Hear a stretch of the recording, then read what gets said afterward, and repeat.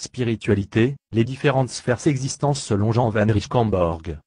Dans le témoignage de Jan van Richtenborg, il existe un royaume originel, qui se distingue nettement d'un autre monde, appelé ordre dialectique, formé de deux sphères réunies. Ces deux sphères sont l'ici-bas, appelée sphère matérielle, et l'au-delà, appelée sphère réflectrice.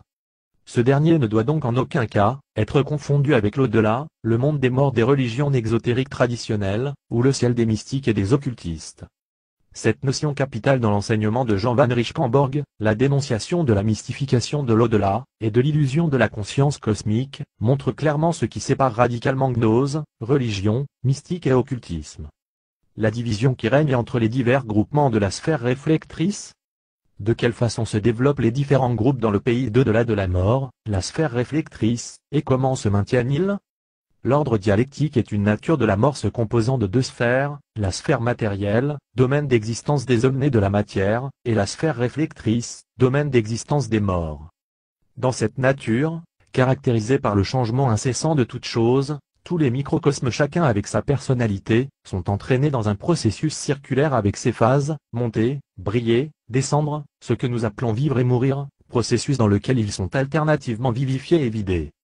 Cela revient à dire que chacun d'eux est périodiquement pourvu d'une nouvelle personnalité, qui se dissipe chaque fois après avoir accompli son parcours dans la sphère matérielle. La sphère matérielle est donc le terrain de vie de la personnalité, la sphère réflectrice celui où se vivent les microcosmes. Par suite de ces rotations et de ces expériences à travers les deux sphères de cette nature de la mort, chacun des microcosmes enregistre une somme d'expériences, une souvenance, une force, un résultat global de chaque manifestation de personnalité, jusqu'à ce que, parmi eux, un microcosme puisse être doté d'une personnalité qui, s'appuyant sur l'expérience mûrie de celui-ci pourra prendre la décision, et trouver la force de quitter cette nature de la mort pour gagner les contrées d'un autre ordre cosmique.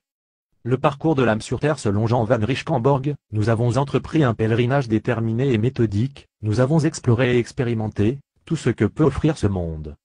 Or, tout y est souffrance, la nature dualisée nous est apparue comme une nature de mort.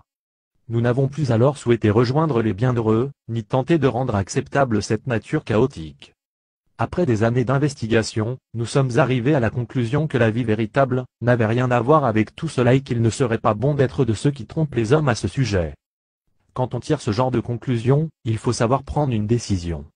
À un moment, il faut pouvoir dominer la vie.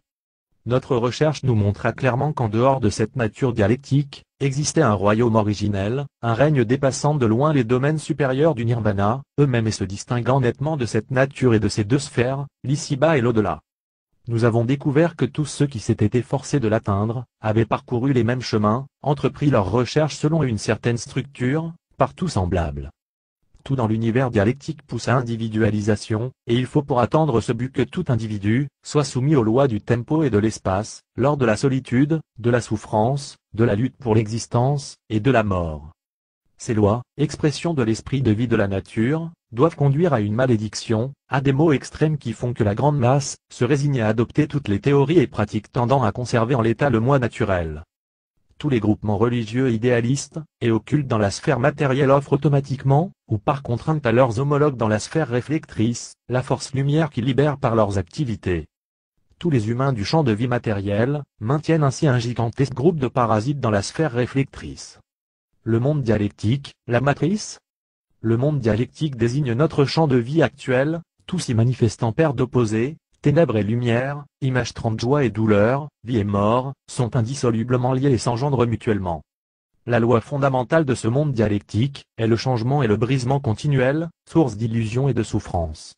Les gnostiques ont toujours présenté ce monde comme non divin car aucune vie véritable ne peut s'y manifester tant que cet aspect dialectique dans lequel l'homme se terre depuis sa chute de conscience n'a pas rétabli sa liaison harmonieuse avec l'ensemble de la création originelle septuple, voire royaume originel. C'est le dur champ d'expérience de l'homme dans lequel toutes ces tentatives sociales, politiques, religieuses, mystiques, occultes d'imiter ce royaume originel, dont il perçoit inconsciemment l'appel, sont impitoyablement brisées pour la mener à trouver en lui-même le principe de cette vie absolue, et parfaite du septenaire divin, dont sa conscience obscure s'il l'exclut. La place de l'homme microcosme dans le septénaire. Dans sa cosmogonie, Jan van Richtkamborgh enseigne qu'au commencement, il y a le mystère, le sans-fond, l'ingrin de Jibomu, le Dieu au-delà de Dieu de Maître Eckhart, auquel on ne peut attribuer ni nom ni attribut, ni qualification, ni lettre ni le non-être. De son inconnaissable, de ce Dieu caché, surgit par l'activité des trois principes, penser, désirer, vouloir, la création, Dieu révélé, une création en sept mondes et en sept étapes. Dans cette vision, ces mondes, de niveaux vibratoires différents, se meuvent autour d'un même centre, sont mutuellement reliés et s'entretiennent l'un l'autre. Ce septénaire, constitué de 6 mondes spirituels, et d'un monde matériel forme une unité, la véritable création, et c'est seulement dans cette harmonieuse unité des 7 aspects, que peut se manifester la perfection. Né du monde spirituel, du septuple cosmos, l'homme divin originel en était l'image, le résumé, et pouvait donc être désigné comme un microcosmos.